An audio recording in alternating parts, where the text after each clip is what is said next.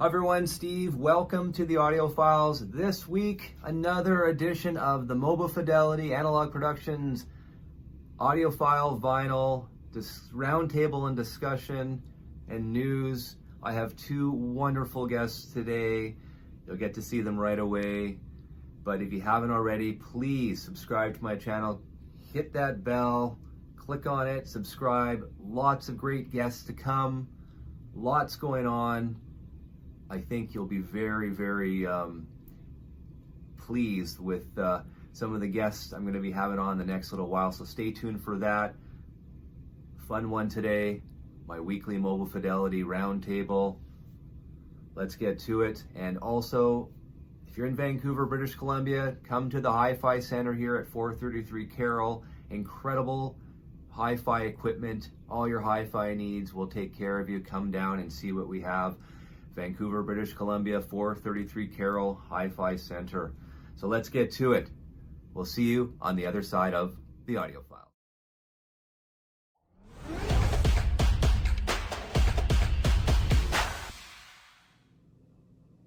Everyone, Steve Westman from the Audiophiles. Welcome to another weekly edition to the Mobile Fidelity and Analog Productions, a roundtable discussion and news. Two special guests today. My friend Melinda Murphy from, I guess, her YouTube channel from Owensboro, Kentucky. The most famous person in Owensboro, second only to Johnny Depp. So there you go. Right. Yep. And I also looked up Owensboro today, Melinda, and you guys are considered the, the world's, barbecue capital of the world, I believe. Yes, very much so. Very good. We're coming over for some barbecue at some point, aren't we, Nick? That would be amazing. Fantastic. Absolutely. And I have Nick from Toad Hall Books and Records from Rockford, Illinois, home of Cheap Trick. There you go. I'm not even close to the most famous person in my town. Welcome. And then myself, Steve Westman from Vancouver, British Columbia. And just because I had to look up some of the bands that have actually recorded in Vancouver, and there's some famous albums that are actually all recorded here in Vancouver, just literally just over this way from where I am right now. Aerosmith, Permanent Vacation, Pump and Get a Grip, Bryan Adams, Reckless, Bon Jovi, Slippery When Wet. There you go, Aerosmith. And then we had Metallica's Black Album, all recorded here in Vancouver, literally just down the road from where I am right now. That's very cool. That's incredible. I know. Amazing, isn't it? So guys, thanks. Welcome to another awesome edition. I know big news yesterday. We know when the Revolver Super Deluxe Box set is going to hit shelves. I think it's October 28th. Yay, you got it there. Melinda, is that the mono or the stereo? This is the mono version, but I have a stereo version. I have several copies of this record, but this is the mono version that everybody would like to have. It's included in that box set that everybody'd like to have too. So great. And record.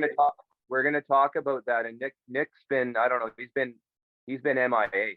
He doesn't even know that the Beatles Revolver has been going to be released on Super Deluxe. That's where he's been. So let's talk about this. Yesterday, as you guys probably know, I'm friends with Miles Showell, who's the mastering engineer for Abbey Road Studios, and he mastered the Revolver Super Deluxe Box. Well, not all of it as well, but he did send me a text yesterday, and then in that text, I'm going to read it today because I think it'll be fascinating for Nick since he doesn't know. I think Melinda knows a little bit more than Nick does. Nick, so this is news to you. Hear it. So this is what, because I asked Miles, and I was asking Miles in the deluxe box set that's coming on the 28th. There's a four LP, there's a 1 EP, and one of the LPs is a mono album of Revolver, and we asked, hey, is this a AAA? I mean, what is it going to be? So I asked Miles that, and he actually said I could quote him. So this is his email back to me, or his text back to me. And you guys want me to read the whole thing? Would it interest you? Do it. I want to hear it. Okay, he says, hi Steve, I was due to work on everything in this set, but I contracted COVID in March when this was due to be mastered, so I missed working on almost all the bonus material. So as far as I know, Sean McGee cut the mono LP, all analog from the original 1/4-inch master. That's awesome. All analog from the original 1/4-inch master. It's not, they did not use the metal from the 2000, Melinda pulled it up, the 2014 mono. This is a brand new remastering for the new Super Deluxe box set. The 2014 that Melinda has in her hands was also mastered by Sean McKee as well. So he got the original tapes again and remastered it especially for this Super Deluxe box set coming out in October. So Miles let goes me on make to. sure I understand this. Giles Martin is going to be remixing, right? Giles Martin remixed, yes, and Miles Showell is the one that mastered it. That's correct. So so Giles Martin remixed everything. Like we were talking, Melinda, before we started, the Taxman song, I did a review on it. It blows my mind. You can really hear the Paul's bass, and like I was mentioning, it has that Batman sound to it now. So some of my viewers are gonna be, oh my God, and every time I hear Taxman, I hear that da da da da da da Batman, you know, from the 60s. Yes. So it goes on. I suggested to the Beatles, man at Universal, in quotations, that we should do this as a Revolver has gone down in history as one of the greatest mono albums of all time. So Miles Showell was one of the ones that suggested that they have a mono cut in the Super Deluxe. He goes, I cannot, this is where it gets a little bit sticky in a way. I cannot confirm this with Sean, as I'm not on the same shift as him this week, but I am 99% sure that it's an all analog cut. Fantastic. And I made that announcement yesterday on Rachel's Ghost live stream. I believe Melinda was listening to that one as well. Yeah, that was a fun time. That was fun. So, and he goes on to say, so of course there's bonus material, right? And Miles had COVID, so he goes, for the other bonus material apart from the EP, he says Alex Wharton mastered this and cut the lacquers. And he goes on to say, I mastered all 4 of the tracks on Paperback Writer and Rain EP, but the pressing plant insisted that they had to cut this from my files, and there was not enough time for me to cut and send it to them. I think they should have cut it louder, but it was out of my hands. So that's interesting. So the EP, Miles feels it could have been cut louder than it was. So be interesting to hear what that sounds like. So he goes on to say that he basically recovered. He was able to remaster the Super Deluxe, the standalone single LP, and the picture disc, which are all half-speed mastered by Miles Showell.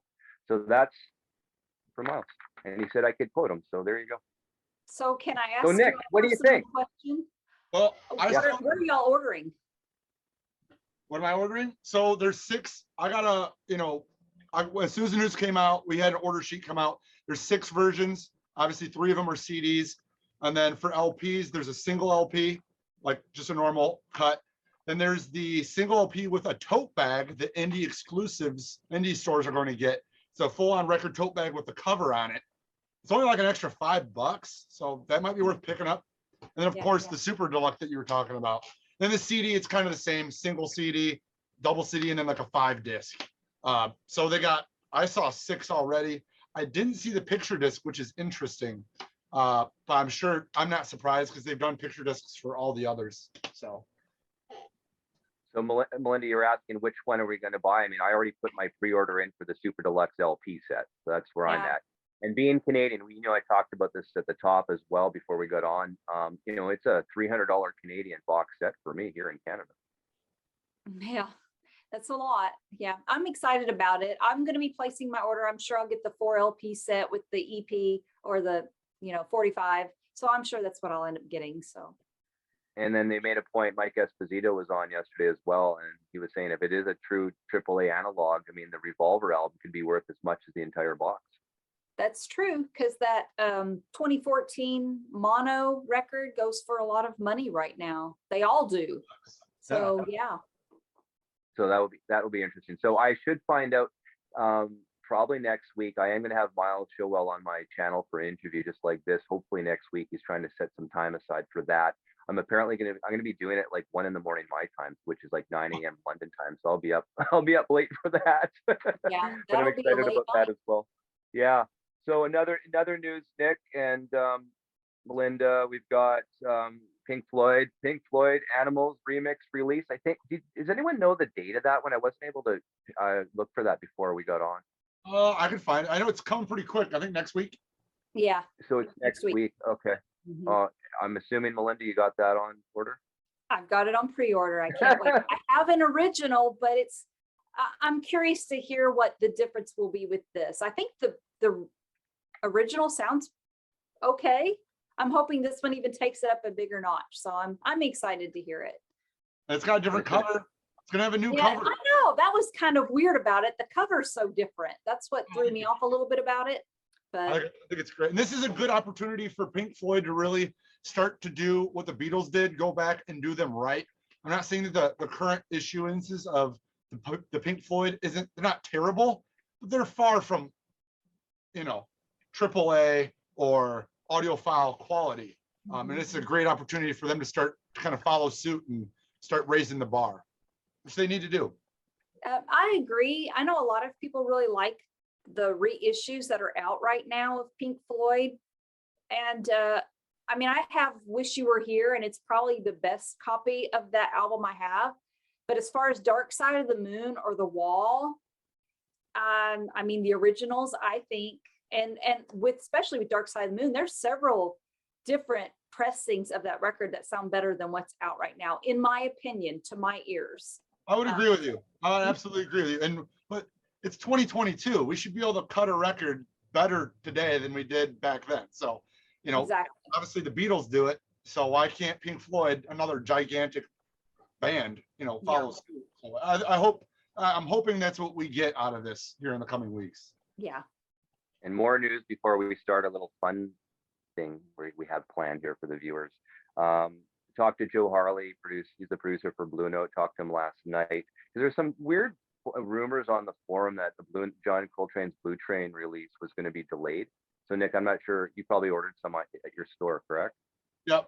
Tone Poet, right? So, Tone Poet. Tone Poet, well, Tone Poet, yeah. So the Blue Train, John Coltrane, that was remastered by Kevin Gray, you know, AAA. There's rumors going around that it was going to be delayed. So I wanted to get to the bottom of it, like I like to do. I use my source, and that source is Joe Harley, producer for Tone Poet. And he's like, "Where did you hear that, Steve? That's complete." And I won't swear. He goes, "No, it's already been shipped. September 16th, you'll see it." I'm like, "Sweet, thank you." So September 16th for you Coltrane fans, Blue Train's on the way, baby. That's cool. That should be right up there with Animals. Should arrive the same day, really. We're gonna be busy, won't we, Melinda? A lot of listening to do. I don't know how we have time to work when you have to listen to all this stuff. I know. I have too many records, that's for sure. That's another thing too. It gets to a point. I mean, I don't know about you, Nick. I mean, you work at a record store, but Melinda and I were talking about it's like you get to a point where you go into a record store and I mean, okay, I have this. Do I need this? I mean, I'm more selective than ever before with what I'm buying these days, because I hate to admit it, I have most of the stuff now. I'm not trying to brag. It's just over time, and I was able to get a pretty decent collection from my dad growing up as well, that he collected records, and I have got stacks of Rubbermaid bins of Canadian originals in my garage. So I mean, I was fortunate. Yeah. You're not alone. You're not alone. And So- I just started collecting within the last, I don't know, probably starting 7 or 8, 9 years ago. I don't know, just very slowly building up a collection. So Melinda, I should ask you then. I mean, your YouTube channel is incredibly successful. I really enjoy it. Want my viewers to have a look at it, so I'll put it up on our screen. thank you. What is your favorite band? Like, what's your go-to band when you get home from a hard day's work, want to put your feet up with a glass of red wine? What do you put on? Okay, well, that's not my favorite band, but when you're talking about a circumstance like that, I got to put on a jazz record. Anything from Red Garland to John Coltrane, Miles Davis. A few years ago, I started getting into jazz, and that truly the jazz genre is my relaxation.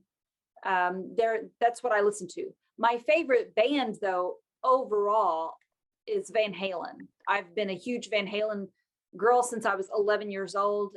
They're my favorite band. They're sentimental. I still love the music. But, you know, when they don't have as many choices as a whole, you know, when you're just collecting jazz in general. So I have more jazz records, but I'm a huge Van Halen fan. And my second favorite band are the Beatles. So, and thankfully the Beatles, unlike Van Halen, keep putting out great box sets. It always seems like they're putting out something new, even though it's the same album, they have a gift of being able to make it new again. Van Halen needs to do that, and they don't. And so, you know, So I is don't listen to it Van safe? Halen as much as I would like to because I don't have anything new, you know, so, but I still enjoy the classics. Was it safe to say that you pre-ordered the Mo Fidelity one-step Van Halen then? I have pre-ordered every single one of them, and I've said on my channel, and I got a lot of flack for it. People are not happy with me. I am not canceling my orders. I am still a Mobile Fidelity fan, and if these one steps sound as good as some of the other one steps I own, I'm on board for every single one of them. So it was a dream when they announced they were making Van Halen one steps, that it couldn't have been a better, I mean, if I had my choice of, you know, Analog Productions or Mobile Fidelity one steps, I never thought that would happen. So I am beyond excited. I still support them. And as long as the records keep sounding great, I'm going to keep buying them. So I gotta Nick, how tell about you, you? I'm not seeing any difference in sales in MOFIs. In fact, I think I sell MOFIs stronger now from all the press. So there's a huge disconnect between what you read on Reddit or on the forums to what I'm seeing in stores and customers buy. I know you guys don't have a store that you can gauge this, but it's really bizarre being in my position and seeing people so much hate and negativity, and then the records still sell for sometimes record amounts. I still can't get them. I still can't sell them. I still sell them out. I don't get it. I don't understand. Is it 5% or 3% of the people that are making 98% of the noise? I don't know. I don't know, but majority of my customers in store all are like Melinda. Hey, I'm still going to buy them. As long as they sound good, I'm still buying them. So I don't know what's going on with that. I mean, I'm disappointed. I wanted them to be all analog. That disappoints me. But at the same time, once you think, okay, they still sound really great and I still enjoy them. So I'm not going to just turn my back and not buy them, especially when it comes to Van Halen and Hotel California coming up and Miles Davis. I'm not going to just turn my back from that when I've already been enjoying those records. And I would say, Nick, you should know. I think a lot of people are like, yes, I'm so offended. But then when no one's watching, they're buying the records anyway. So Let me ask you this, Melinda. I mean, that's the big thing, right? I mean, did MOFI lie to us? I mean, they basically said that, you know, I don't think they even said. I mean, I think it was just presumed that they were a AAA. They're cutting AAA, but I don't think anywhere did it actually ever say it was AAA. I think we just sort of presumed that. It was a Barbara Streisand effect. Have you ever heard of that before? I assumed it. I made all the assumptions about that. I think there is some video footage where Poetry on Plastic, a guy named Michael, showed on his channel where they were still saying things were all analog. And at that time, maybe they had a couple of titles that they could say were still all analog, so they weren't exactly lying. But yeah, I think that they were allowing us to believe what we wanted to believe. I wish they would have just came out and said, you know what, we found this great way of doing things. We're getting great results. We're very happy. This is the future. Come join us. And I think, you know, still people would have been a little upset, but I think people would have accepted that more. There wouldn't be as much of a backlash as there is now. But I'm still going to be buying Mobile Fidelity records. I'm glad to know what I'm buying so I can make the a decision based on facts. And it's nice to see they've got their mastering transparency label now on the front of every album. They do. And we're finding out that looks like Tiger Lily might have been the first DSD transfer to vinyl back in, was that 2007, I think now. So sounds great. I like that album. I like that album. It's an amazing album. And the very first DSD actual album they did was Tom Petty's Full Moon Fever, the CD version, 24 karat, back in 1998. That was their very first run at DSD back then. So they've come a long way. I just want to say, I do understand why people are disappointed. And if you buy records, and I've loved the sound of analog. That's been my thing too. I understand if people are disappointed, and I share that disappointment. At the same time, I think that Mobile Fidelity's found a way to capture a warmth through digital that not a lot of the other labels have been able to do.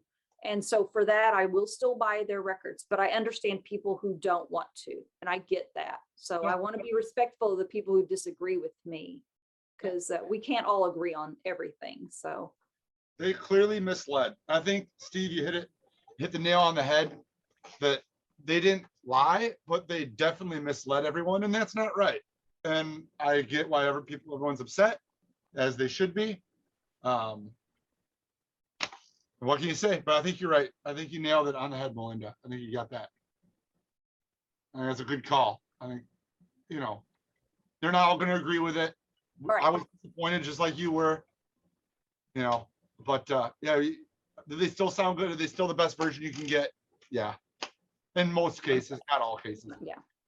I'm down for it, that's for sure. And the one thing I've noticed, and they still haven't updated from their mastering chain, any of the digital recorded albums like Eric Clapton's Unplugged or The Night Fly by Donald Fagen, there's still no mastering chain transparency on those albums yet.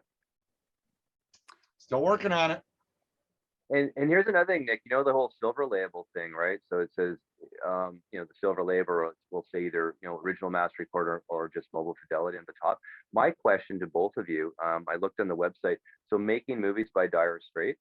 Okay, so if you look at the transparency chain there, the first side 1 comes from an analog copy, side 2 from the original. So would that be considered either a silver label, or wouldn't it just be considered a mobile fidelity banner instead of the original master recording?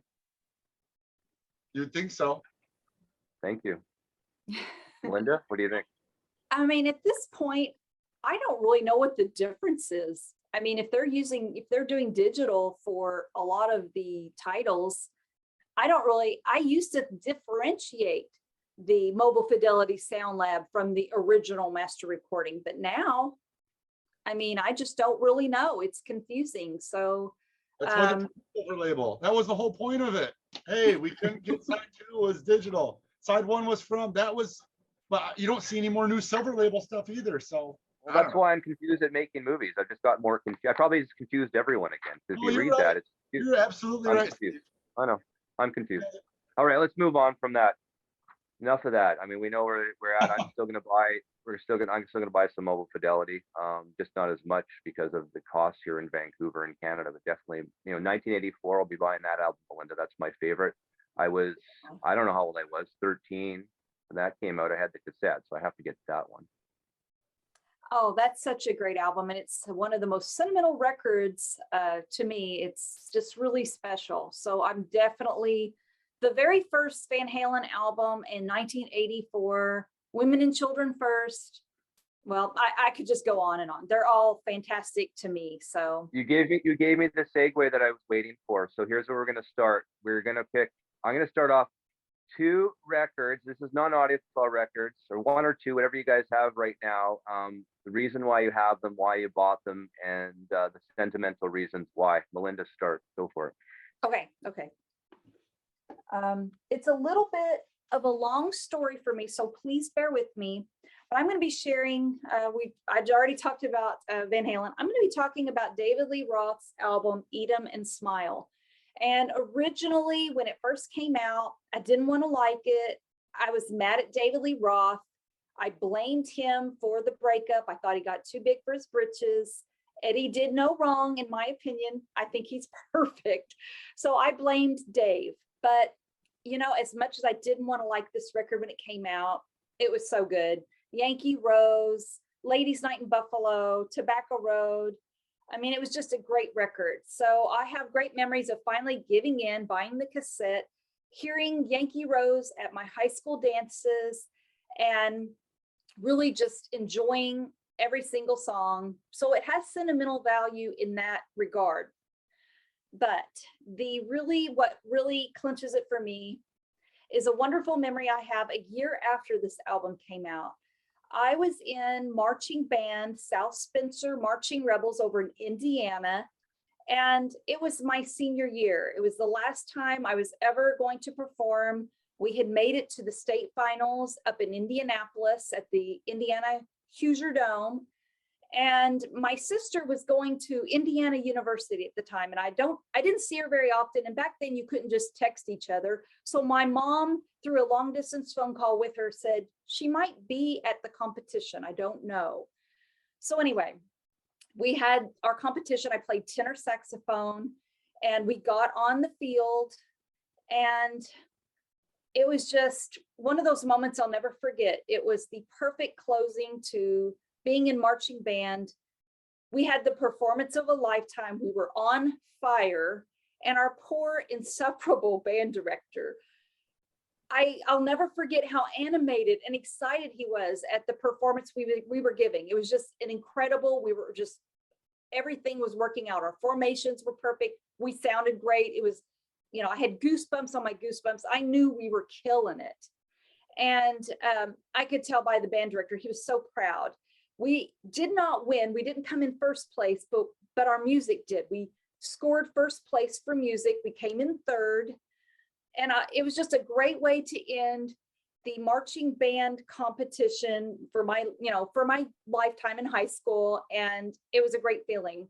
And what puts this one, kind of mixes it in there, was right when we got on field. Right after all the applause, where everybody's screaming and hollering for our band, but before the announcer tells the drum majors, take the field in competition, out of nowhere, I hear, "Let's go, Melinda," out of the audience. And I look over and I see my sister, and she's with her boyfriend, who's now my brother-in-law. And right below her was this huge sign, and it said, "South Spencer Marching Rebels, eat 'em and smile." And so I've always just taken that in. It's just an incredible memory. So not only is this a great record, the title of it brings back wonderful memories of marching band and being with my sister. That special moment where she was there supporting me and made that incredible sign. So I know that's a long story, so I apologize. I like it. Thank you. And that's the thing. Thank you. And that's the thing too about having vinyl and having the album. It's that tangible feeling of having it. The memory of having it. You just take it out of the sleeve and put it down on the turntable and play it.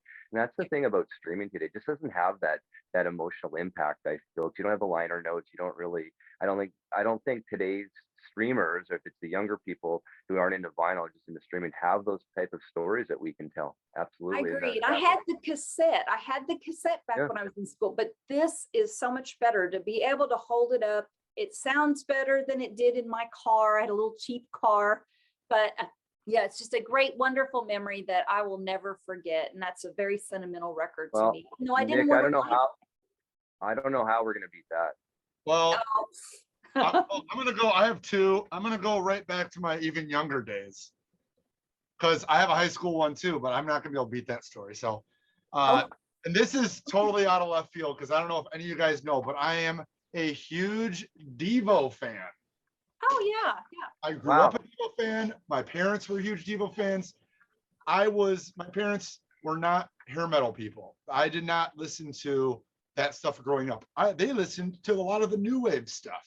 Yeah. So a lot of like Costello, Devo, kind of more punk stuff like Clash. And then in the 90s, it was like Tom Petty and, so Total Devo, which is a pretty hard record to find, has Baby Doll on it. And I remember being like 6 or 7 years old, because this came out it doesn't have a year on it. It had to have come out in like early 90s, probably like 1988 it came out. So I remember being like 6 or 7 years old. My dad had one of those stereos, with the glass front on it, with the lid, the turntable, and like the equalizer and all that stuff.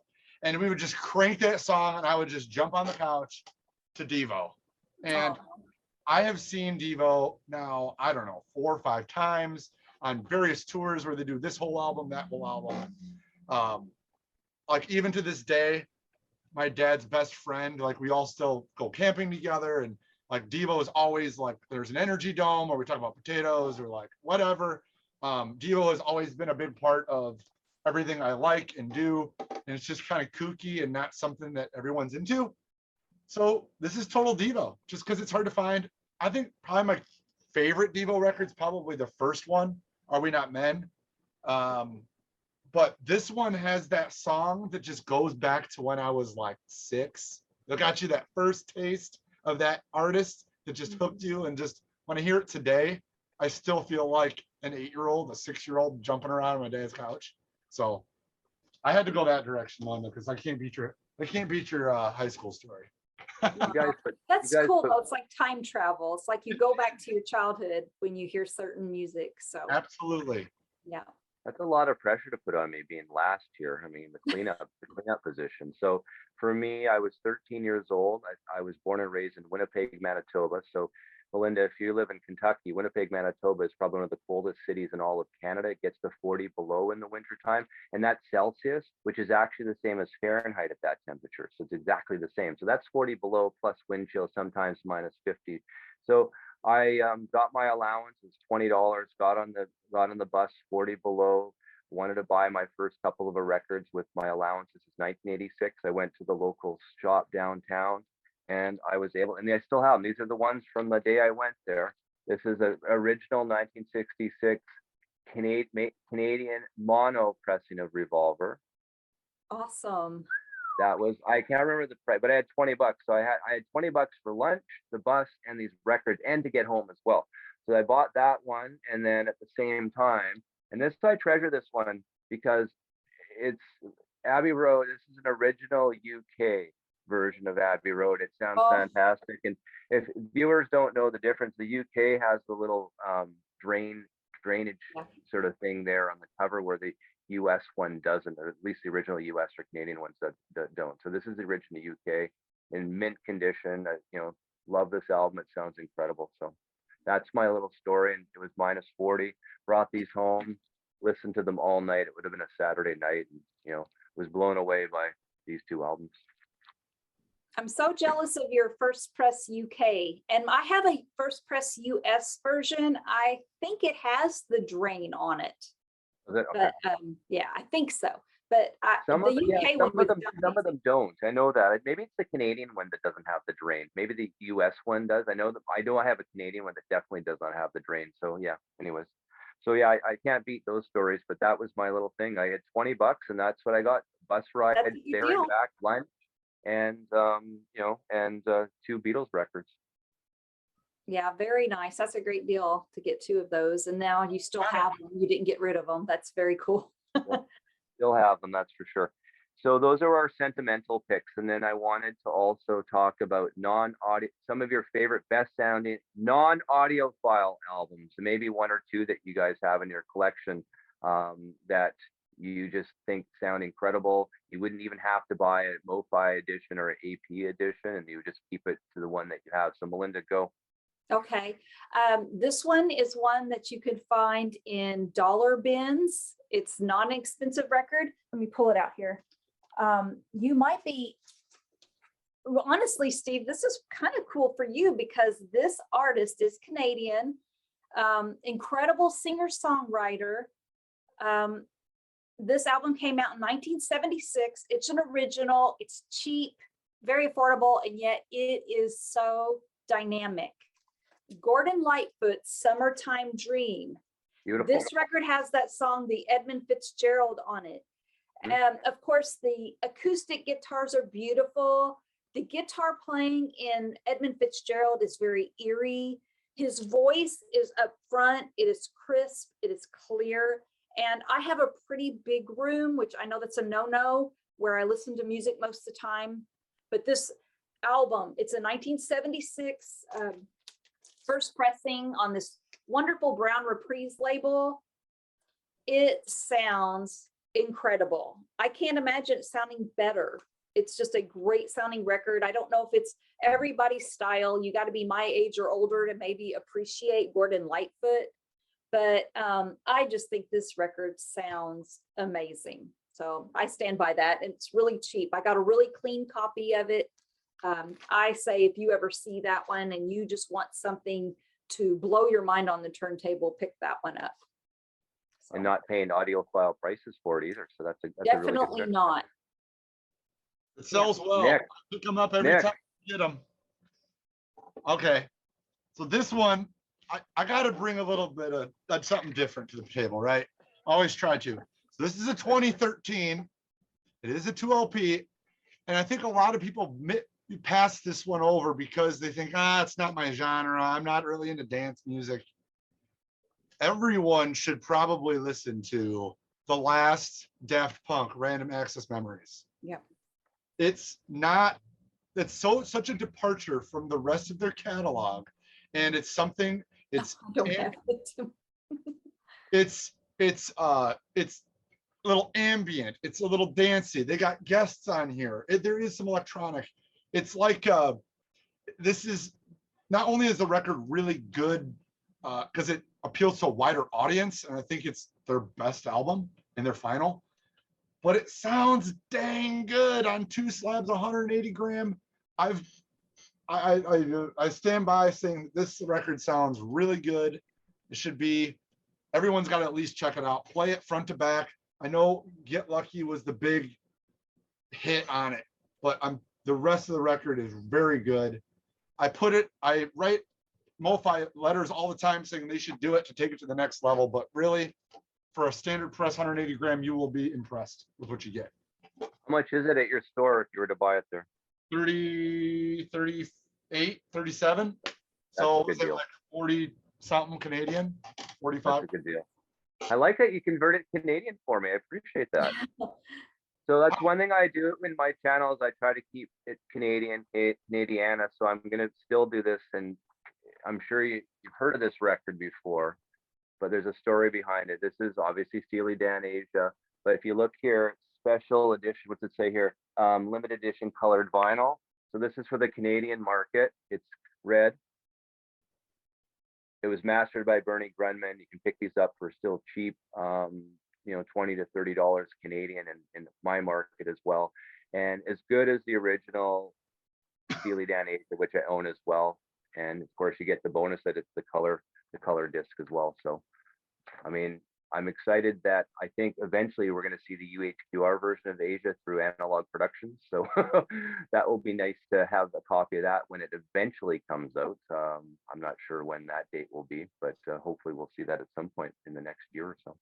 What year did that one come out? Was that a newer release or old? No, this is original 1977. It came out in Canada. It's the Canadian market. So it says on here, where does it say?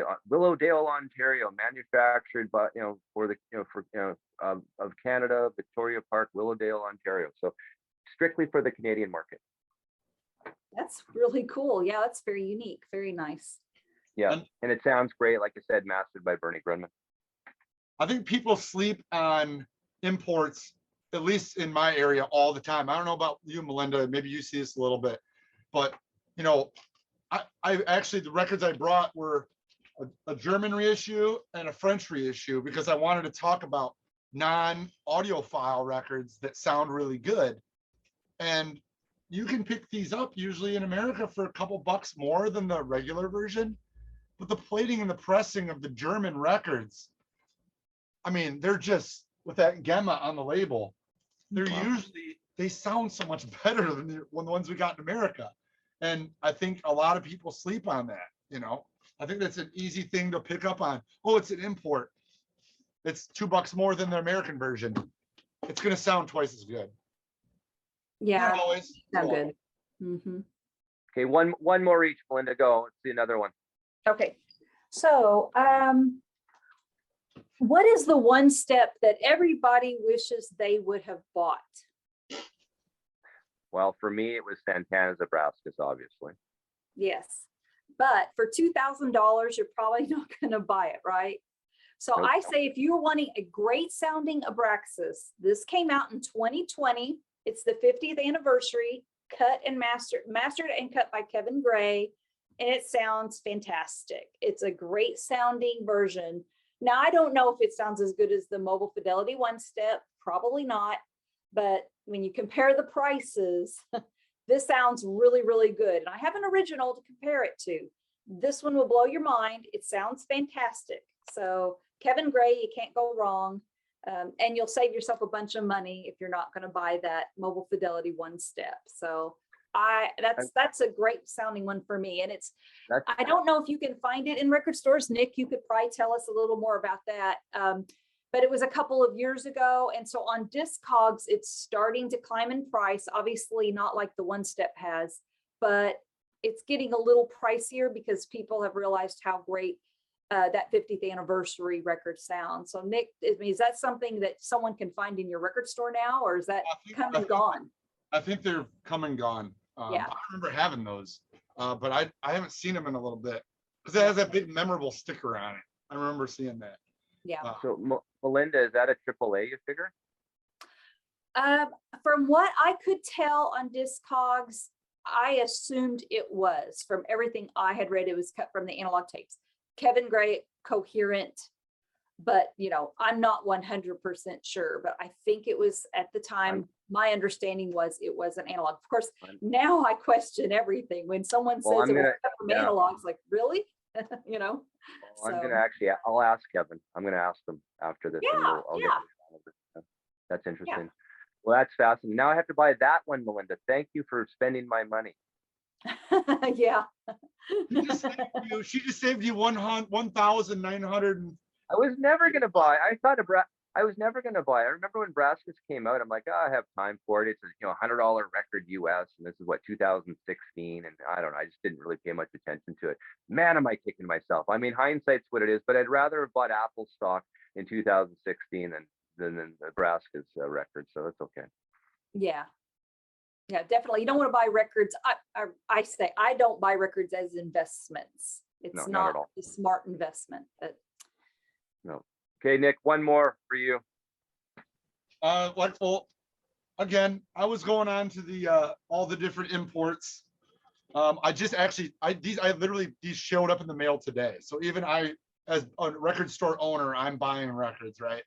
I just picked up this Wilson Pickett. Gemma, I'm excited to spin that. The Howlin' Wolf, self-titled from France, which I've never heard the French import. But another label that I've been kind of getting into a little bit is this Pure Pleasure. Oh yeah, yeah. I mean, obviously we've carried them for a long time, but audiophile remastering, I wouldn't say, I mean, they are analog. I don't know that they're, I don't think of like Mobile Fidelity or Analog Productions. Like, I don't think of these guys like to that level, but their music sounds so damn good. Yes, it's Solomon Burke. So some soul stuff that I just picked up. Like, literally, they showed up today. I was like, oh, I'll put them in the video because they're not audiophile, right? So yeah, be sure to look out for imports, guys. At your record stores, they usually have a shiny cover. A lot of times people miss it and they mark them down, or if they don't miss it, they mark it up $2.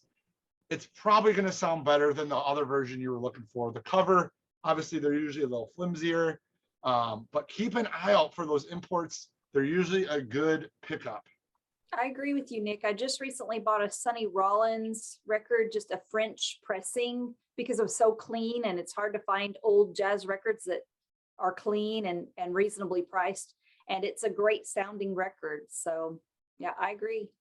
The Europeans had it down. I mean, they really were, their plating and pressing was superior to the American plating and pressing at that time. And if you can, I mean, these aren't like expensive records, right? Like, these aren't like, it's not an original Howlin' Wolf or like Wilson Pickett. They're not, but they're going to beat the American version. Yeah.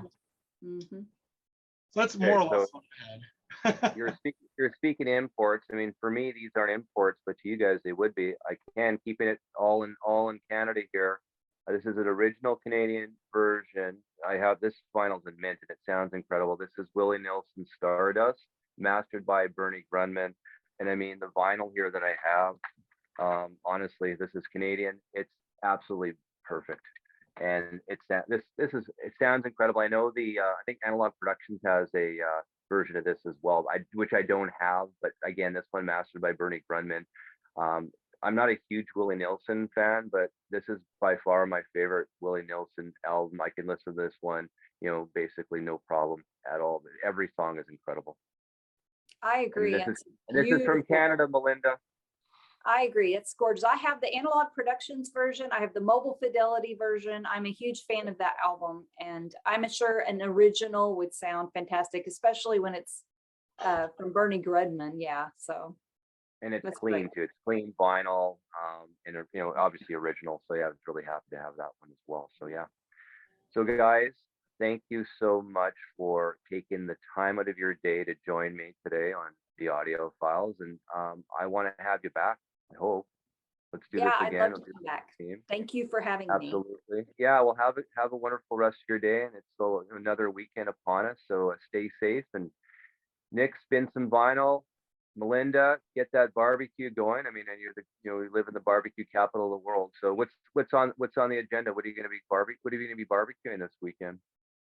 Well, my husband is out camping, so he's going to do all the barbecuing and I'm staying home. So I don't know. I think I'm just going to hang out in the pool this weekend while we still Sounds have good. time left to do that. Sounds like Melinda's going to be swimming and listening to Van Halen, Nick. That sounds about what she's doing. That's Yeah. about what I'm gonna try to do. We got a couple more hot days. I'm gonna jump in my pool too. Yeah, Nice. exactly. All right, guys. Well, thank you so much for joining me. Have a great weekend.